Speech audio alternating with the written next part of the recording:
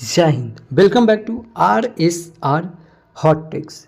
जैसा कि हम लोग का सीरीज चला वन डे वन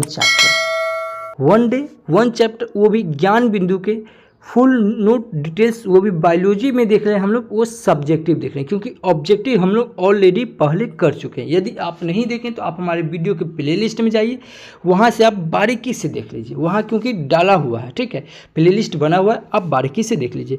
तो आज हम लोग चैप्टर नंबर 13 देखेंगे। इसमें हम लोग देखेंगे skeletal system of human body. तो स्केलेटल सिस्टम के बारे में हम लोग शुरू करेंगे, तो आप वीडियो के अंत तक के जरूर बने रहिए क्योंकि वीडियो थोड़ी लंबी होगी, क्योंकि वन डे वन चैप्टर, एक दिन में एक चैप्टर कंप्लीट करना थोड़ा अपने आप में बन जाता है, ठीक है। तो आप वैसे स्टूडेंट में गिनती आएंगे जो एक दिन में एक चैप्टर आप कंप्लीट करेंगे, क्योंकि बहुत सारे ऐसे स्टूडेंट होते हैं जो पढ़ने के लिए बैठते हैं बट नहीं हो पाता। तो आप अंत तक के जरूर बने रहिएगा। आप यकीनन मानिए कि आप जो ये सीरीज़ चल रहा है, ये सीरीज़ में आप कंटिन्यू बने हुए हैं तो आप बहुत सारे स्टूडेंट से बेहतर करेंगे। और बता दें कि अगर करंट अफेयर्स के लिए आप हमसे अगर नहीं जुड़े हैं तो आप हमारे इस चैनल को RSR करंट अफेयर्स को सब्सक्राइब कर लें। वीडियो के डिस्क्रिप्शन में लिंक दिया हुआ है, आप यहाँ से प्रत्येक दिन हम करंट अफेयर्स डालते हैं जो आपके लिए एग्ज़ाम के दृष्टिकोण से काफ़ी महत्वपूर्ण रखता है। और बता दें कि जैसा कि हम लोग का सीरीज चल रहा था, ये भी सीरीज चल रहा है क्योंकि बिहार दरोगा का प्रैक्टिस सेट चल रहा है, ठीक है।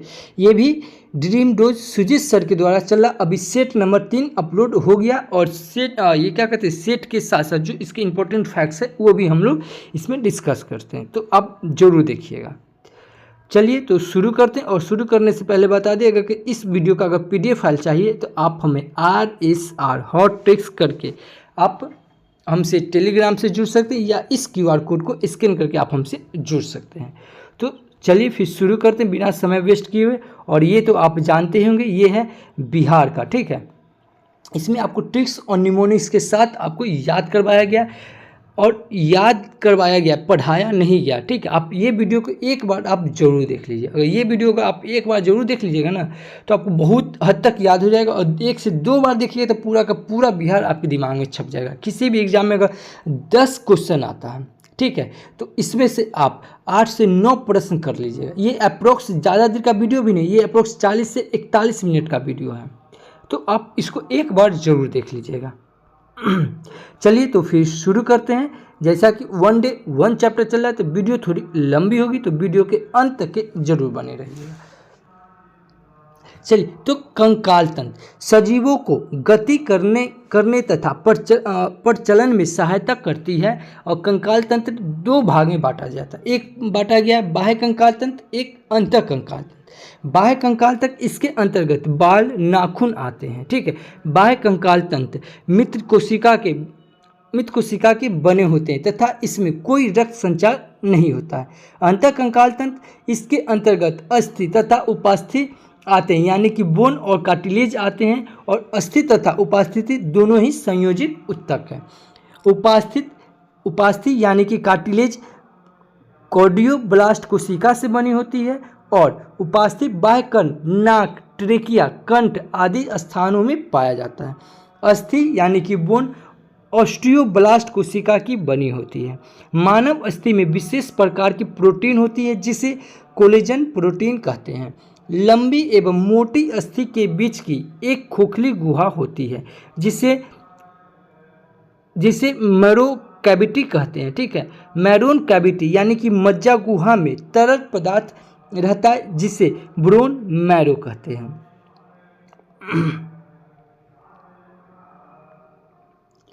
स्तनधारी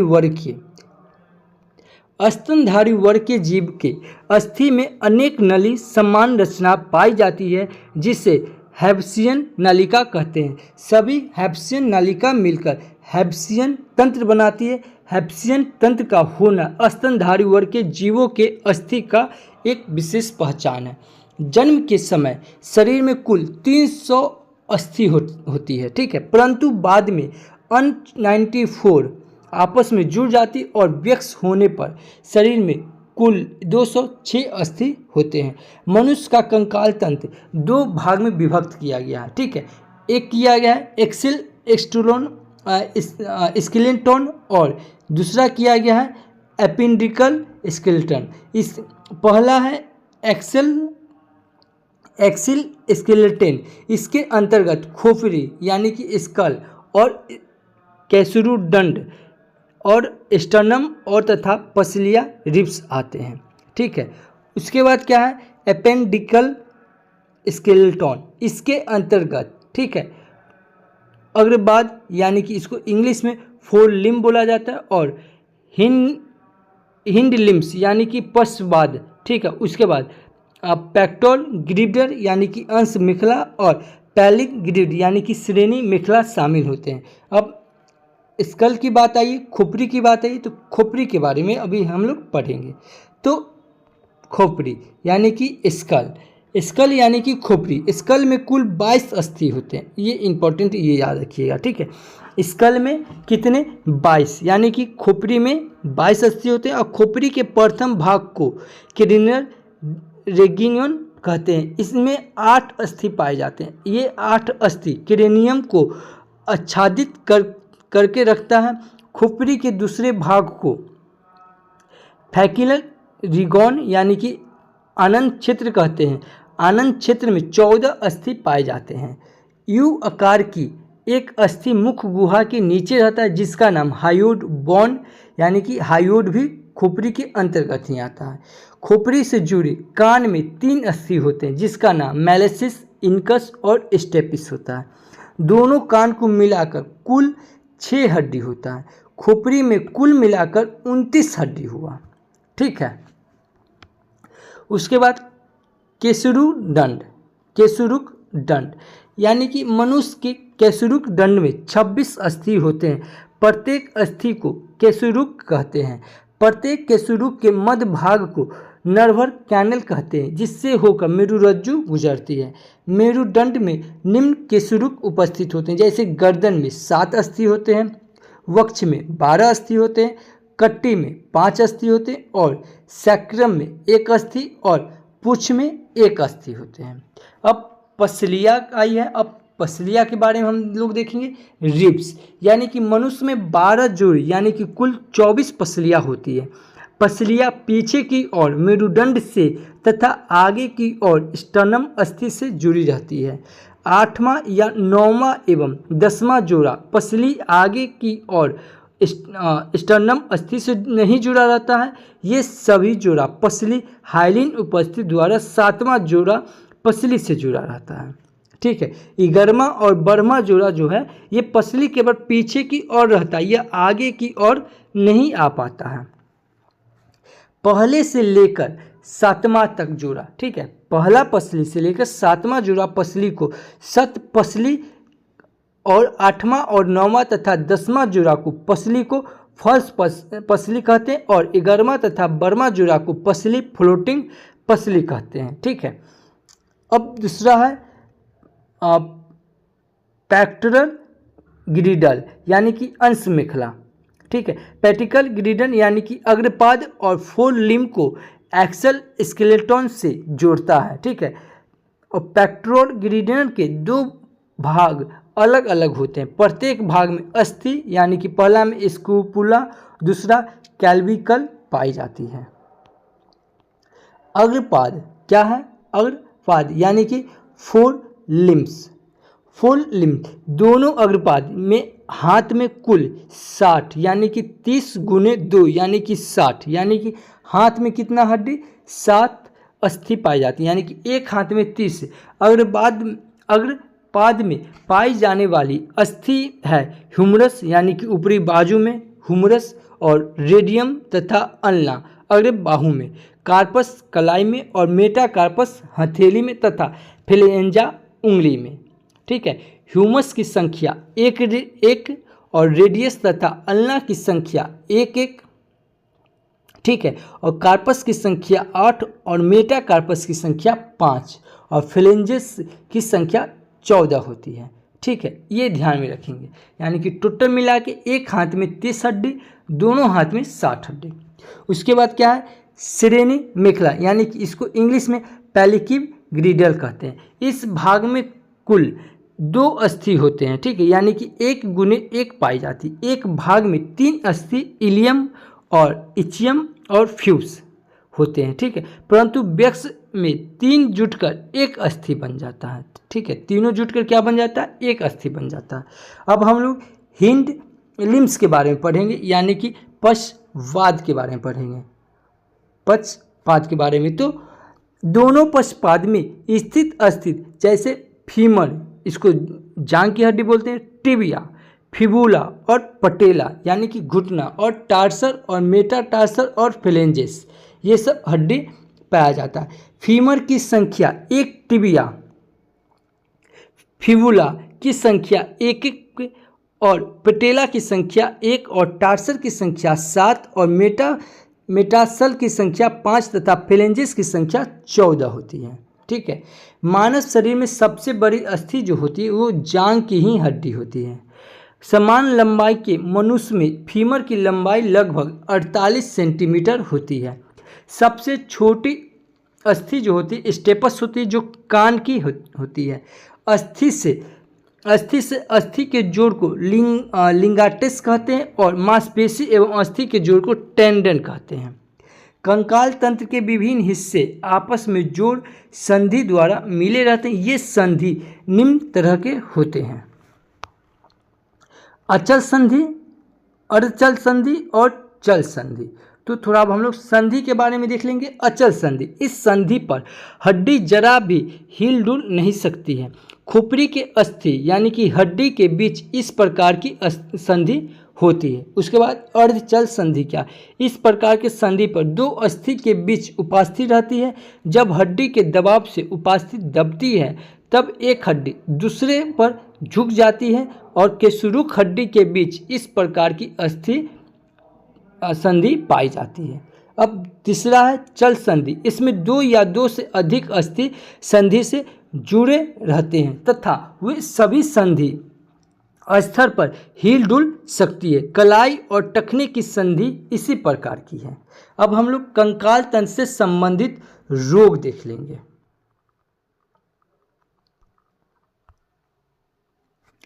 अस्थि के समान रूप से विकास एवं वृद्धि हेतु विटामिन डी की आवश्यकता होती है।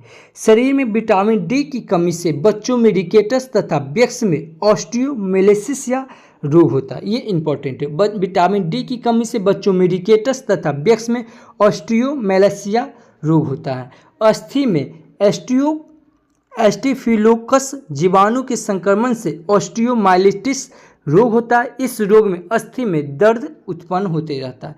शरीर के रक्त में जब यूरिक अम्ल की मात्रा सामान्य से अधिक होता है तो गठिया रोग हो जाता है। गठिया रोग में हड्डी के जोड़ पर ऊपर की त्वचा में सूजन एवं दर्द होने लगता है। गठिया के 50% मामले में पैर के मेटाटार्सर तथा फ्लेंजा अस्थि की संधि प्रभावित होती है। पैर के अंगूठे से संबंधित गठिया रोग को पोडेगा भी कहते हैं और गठिया को रजाव अथवा धनी रोग की बीमारी कहा जाता है। अर्थराइटिस रोग भी हड्डी के जोड़ से संबंधित है। इस रोग में अक्सर हड्डी के जोड़ों पर दर्द रहता है। बढ़ती उम्र के साथ शरीर में कैल्शियम की कमी होती है, तब हड्डी कमजोर हो जाती है और इस रोग को ऑस्टियोपोरोसिस कहते हैं। ठीक है, ये कंकाल तंत्र से संबंधित रोग था। अब पुष्पीय पौधों की आकारिकी देखेंगे हम लोग, यानी कि पुष्पीय पौधों की आकारिकी। तो पौधे के बाहरी आकार का अध्ययन करना आकारिकी यानी कि मॉर्फोलॉजी कहलाता है तथा पौधे के आंतरिक भागों का अध्ययन शारीरिक एंटोमी कहलाता है। आवृतबीजी या पुष्प पादप के आकारिकी को 2 भागों में बांटा गया है। पौधा का वह भाग जो जमीन के भीतर रहता है उसे जड़ तंत्र कहा जाता है तथा जो भाग जमीन के ऊपर रहता है उसे प्रहरो तंत्र कहते हैं। सभी पुष्पी पादप की बाह्य सूचना अमेरिकी एक समान नहीं होता, उसमें काफ़ी विविधता पाई जाती है। आकारिकी के अंतर्गत जड़, तना, पत्ती, फूल एवं फलों का अध्ययन किया जाता है। तो अब जड़ की बात आई है, एक एक करके हम लोग सब के बारे में पढ़ेंगे। तो अब जड़ की बात आई है तो बीज के मूलांकुर यानी कि मूलांकुर से विकसित भाग जो जमीन के अंदर वृद्धि करता है उसे जड़ कहते हैं। जड़ निम्न प्रकार के होता है, एक मूसला जड़, रेशेदार जड़। मूसला जड़ जो मूलांकुर से विकसित होने वाले जड़ को मूसला जड़ कहते हैं। इस जड़ में कई पार्श्व संख्या निकलती है। इस प्रकार की जड़ द्विबीजपत्री में पाया जाता है। रेशेदार जड़ जब मूलांकर से विकसित जड़ नष्ट हो जाए तथा उसके स्थान पर पतली जड़ों का गुच्छा तने के आधार पर निकल जाए तो इस प्रकार की जड़ को रेशेदार जड़ कहते हैं। रेशेदार जड़ एक बीजीय पत्री में पाया जाता है। उसके बाद तीसरा है अपस्थानिक जड़।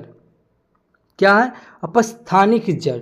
जब जड़ का विकास मूलांकुर के अतिरिक्त पौधे के किसी अन्य भाग से जैसे तना और पत्ती से होता है तो उसे अपस्थानिक जड़ कहते हैं, जैसे बरगद के तने से निकला जड़।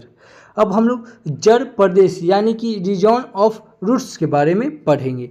तो जड़ के सबसे निचले भाग को टोपी नुमा संरचना से जो ढका रहता है उसे मूल गोप कहते हैं। क्या कहते हैं? मूल गोप कहते हैं। और मूल गोप जड़ के कोमल सिरे का मिट्टी से आगे बढ़ते समय सुरक्षित रखता है। जड़ के मूल गोप के पीछे के भाग को वर्धी प्रदेश कहते हैं। वर्धी प्रदेश के सभी निचले भाग को कोशिका विभाजन प्रदेश कहते हैं। वर्धी प्रदेश तथा कोशिका विभाजन प्रदेश दोनों ही मूल गोप द्वारा ढका होता है। वर्धी प्रदेश के ऊपर के भाग धैर्य वृद्धि प्रदेश कहते हैं और धैर्य वृद्धि प्रदेश की कुल लंबाई 2 से 5 mm तक होता है। वर्धा प्रदेश के ऊपर के भाग को मूल रोम प्रदेश कहते हैं। मूल रोम प्रदेश के ऊपर के भाग को परिपक्व प्रदेश कहते हैं और परिपक्व प्रदेश से ही पार्श्व जड़ें निकलती है तथा इस प्रदेश में मूल रोम नहीं पाया जाता है। जड़ों का रूपांतरण देखेंगे। कुछ पौधे के जड़ें भोजन संचय करने हेतु पौधों का सहारा देने हेतु तथा अन्य कारणों से अपने आकार तथा संरचना को रूपांतरित कर लेता है। मूसला जड़ रूपांतरित होकर भोज्य पदार्थ का संचय करता है और मूसला जड़ का रूपांतरण निम्न तरह से होता है। तुर्क रूपी क्या है? मूली हो जाएगा। कुंभी रूपी क्या है? सलजम और चुकंदर हो जाएगा। शंकु रूपी क्या है? गाजर हो जाएगा। और न्यूमोटाफोर ये हो जाएगा राइजोफोरा सुंदरी। अब न्यूमोटाफोर जड़ बदलती है, ठीक है। न्यूमोटा जड़ जो दलदली स्थान पर उगने वाले पौधे में पाया जाता है। यह जड़ जमीन दलदल के ऊपर रहता है तथा पौधे को श्वसन में सहायता करता है। अपस्थानिक जड़ों का रूपांतरण कई तरह से होता है। अपस्थानिक जड़ भोज्य पदार्थ का संचय करने हेतु पौधे को यांत्रिक सहायता देने हेतु पौधा तथा पौधे को कुछ जैविक क्रियाओं में मदद करने हेतु रूपांतरित होता है। भोज्य पदार्थ को संचित करने वाला अपस्थानिक जड़ के प्रकार है, ठीक है। जैसे कांदिल ये शकरंद में पाया जाता है, ठीक है। और पुलकित ये डहलिया में, और ग्रंथि ये आम हल्दी, और माणिक्य ये अंगूर और केला में। यांत्रिक सहायता प्रदान करने वाले अपस्थानिक जड़ों के प्रकार जैसे स्तंभमूल ये बरगद और रबर में, और अब स्तंभमूल ये गन्ना, मक्का और केवड़ा में। आरोही मूल ये पान और पीपल में। अब यांत्रिक सहायता पहुंचाने वाले अपस्थानिक जड़ों के प्रकार जैसे चूसन मूल ये चंदन और अमलबेर में पाया जाता है, और अपसानी मूल ये जुसिया में पाया जाता है, और अधिपादक मूल ये आर्किडिक में, और स्वांगिक कारक मूल ये सिंघारा और टिनोस्पोरा में पाया जाता है। अब हम लोग तना के बारे में कुछ पढ़ेंगे। तना यानी कि बीज के परागकूट से विकसित होने वाला भाग जो जमीन के ऊपर रहता है उसे तना कहते हैं। तना से ही पत्तियां, फूल तथा फल का विकास होता है। तने में पर्व संधि तथा पर्व पाया जाता है, यानी कि नोड और इंटरनोड पाया जाता है। जड़ में पर्व संधि तथा पर्व का अभाव होता है। सभी पुष्पीय पौधे के तने एक समान नहीं होते। कुछ पौधे में तने काफ़ी मजबूत होते हैं, जबकि कुछ पौधे के तने इतने कमज़ोर होते हैं कि वे सीधे खड़े भी नहीं हो सकते।